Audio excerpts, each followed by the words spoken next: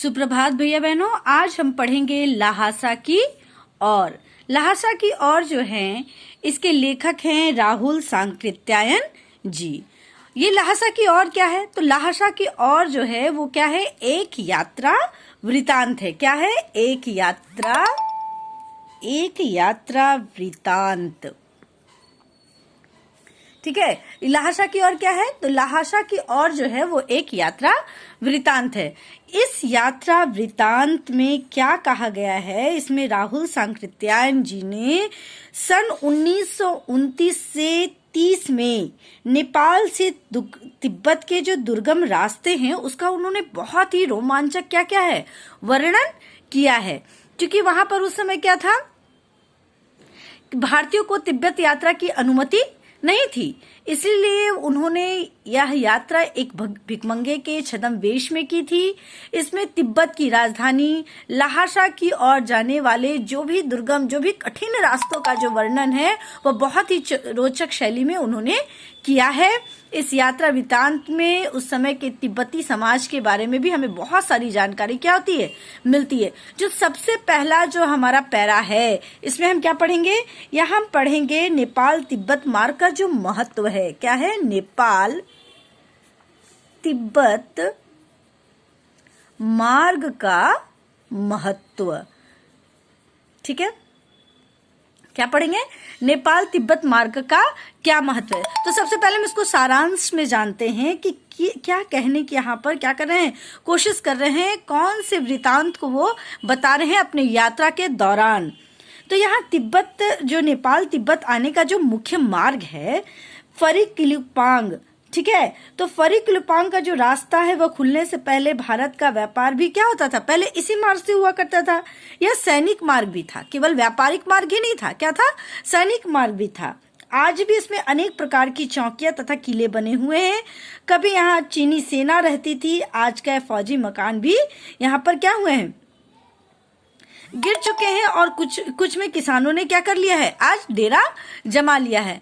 तो सबसे पहले हम जानते हैं कि तिब्बत मार्ग के महत्व में वह क्या कह रहे हैं। तो देखिए यहाँ क्या कहता है कि वह नेपाल से तिब्बत जाने का मुख्य रास्ता है। कौन है? फरिकलुपांग का जो रास्ता। कौन सा मुख्य रास्ता? फरिकलुपांग का रास्ता। जब नहीं खुला था तो नेपाल ही नहीं, हिंदुस्तान की भी चीजें इस रास्ते तिब्बत जाया करती थी। वहां व्यापारिक ही नहीं, सैनिक रास्ता भी था। व्यापारिक मतलब क्या होता है? व्यापार से संबंधित। यह जो था केवल व्यापार से संबंधित रास्ता ही नहीं था, बल्कि कौन सा रास्ता था? सैनिक रास्ता भी था। इसलिए जगह जगह जो थी फौजी चौकियों और किले बने हुए हैं। फौजी चौकियां मतलब क्या होता है? सुरक्षा के लिए जो बनाए गए ठिकाने हैं उसको क्या कहते हैं? चौकियां कहते हैं। तो कहते हैं कि फौजी चौकियां और किले भी क्या हुए थे? बने हुए थे, जिनमें कभी चीनी पलटन रहा करती थी। चीनी पलटन कौन है? चीनी सेना। पलटन को हम क्या कहते हैं? सेना। ठीक है, तो वहां पर क्या होती थी? चीनी पलटन भी रहा करती थी। आजकल बहुत से फौजी मकान वहां पर क्या हो गए हैं? गिर चुके हैं।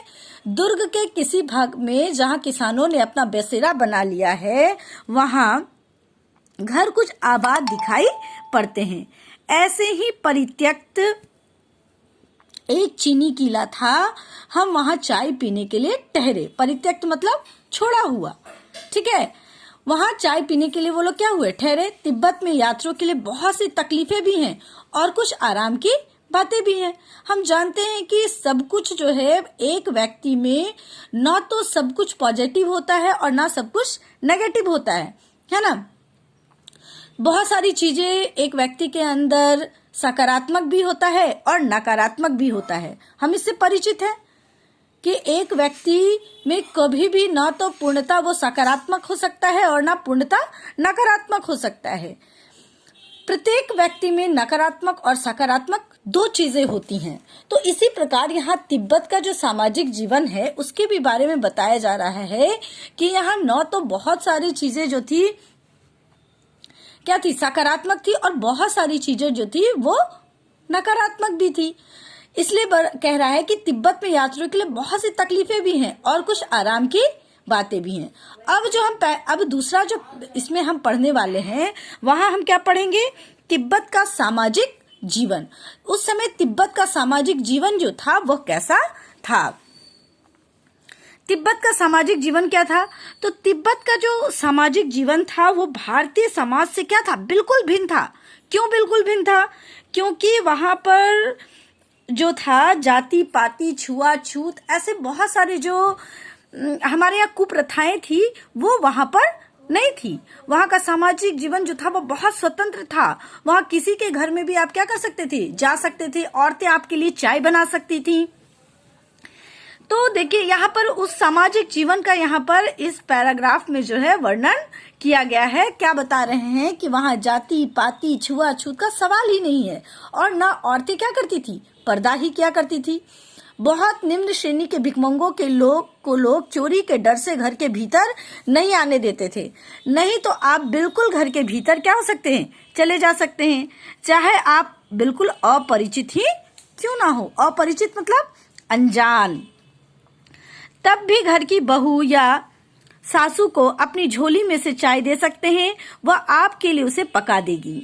मक्खन और सोडा नमक दे दीजिए, वहां चाय चोंगी में कूटकर उसे दूध वाली चाय के रंग की बना के मिट्टी के टोटेदार बर्तन में रख के आपको दे देगी। यदि बैठक की जगह चूल्हे से दूर है और आपको डर है कि सारा मक्खन आपको चाय में नहीं पड़ेगा, तो आप खुद जाकर चोंगी में चाय मत कर ला सकते हैं। चाय का रंग तैयार हो जाने पर फिर नमक मक्खन डालने की जरूरत होती है। इस प्रकार हमने देखा कि वहाँ का सामाजिक जीवन जो था वह कितना स्वतंत्र था, वहाँ का सामाजिक जीवन कितना अच्छा था।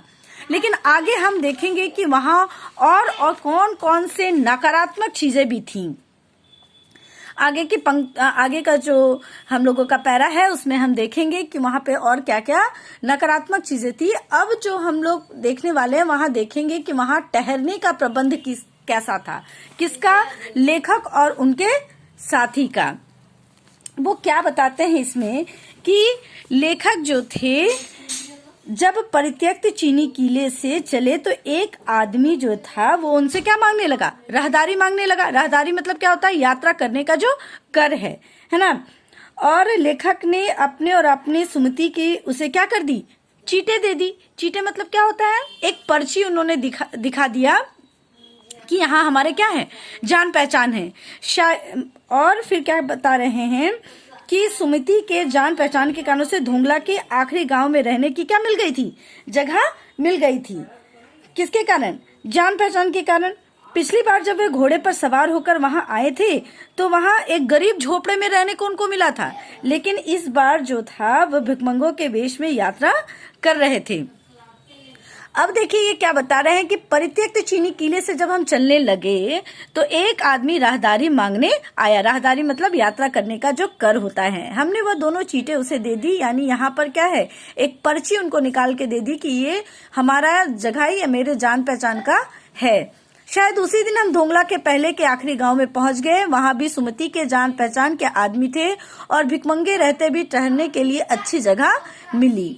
5 साल बाद हम इसी रास्ते लौटे थे और भिखमंगे नहीं, एक भद्र यात्री के वेश में घोड़े पर सवार होकर आए थे, किंतु उस वक्त किसी ने हमें रहने के लिए जगह नहीं थी। जब वह भद्र पुरुष के रूप में भी आए थे और जान पहचान नहीं था, तब भी वहां पर उन्हें रहने की जगह नहीं मिली थी। आज उन्हें जगह मिली। क्यों?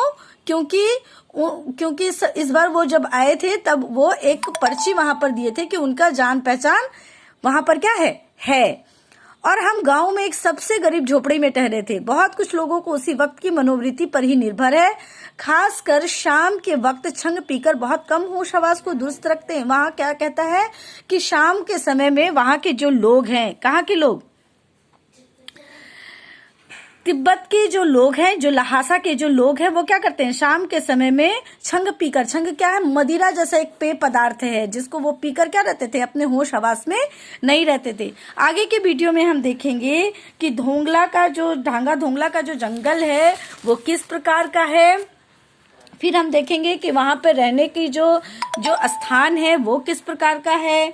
वहां पर उतराई पर किस प्रकार से दोनों दोस्त जो हैं वो एक दूसरे से भटक जाते हैं, किस प्रकार से वो तिब्बत का जो तेज धूप है किस प्रकार से उनको लगता है, तिंगरी समाधि की क्या है ना, इन सब के बारे में हम परिचर्चा करेंगे। अभी के लिए इतना ही। धन्यवाद।